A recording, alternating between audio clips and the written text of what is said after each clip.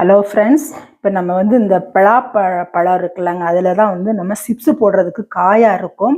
அதை எடுத்து நம்ம சிப்ஸு போட்டிருக்கிறோம். இப்போ அதில் வந்து இந்த கொட்டையில் வந்து ஒட்டிக்கிட்டு இருக்கும் பார்த்தீங்களா, தொப்புன்னு சொல்லுவாங்க.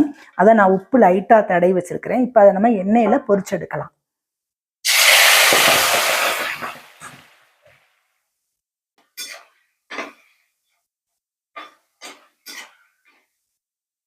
இப்போ நல்லா வெந்துருச்சு, முருகிருச்சு. இதை நம்ம எடுத்துடலாம்.